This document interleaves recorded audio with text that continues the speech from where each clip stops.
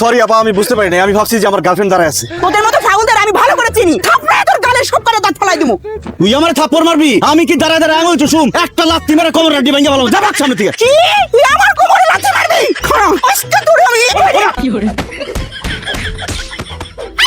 সমস্যা কি আপনার? আপনি একটা অবলা ছেলে কিভাবে মারতেছেন কেন? কি ও বলা? আপনি জানেন একটু আগে আমার সাথে কি করছে? কি করছে? ও আমার পিছন থেকে আইসা জড়ায় ধরছে।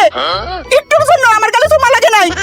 কি শিমু, তুমি ওনাকে জড়ায় ধরছো, চুমু দিতে চাইছো? জান, বিশ্বাস করো, পেছন থেকে ভাবছি যে এই মেয়েটা তুমি। তখন আমি ওনাকে জড়ায় ধরছি, কিন্তু চোয়া দিতে চাই নাই। বিশ্বাস করো আমার কথা। এই মিথ্যা কথা বলেন কেন আপনি? আপনি বলেন তো, আপনার বডি ফিটনেস আর আমার বডি ফিটনেস কি এক?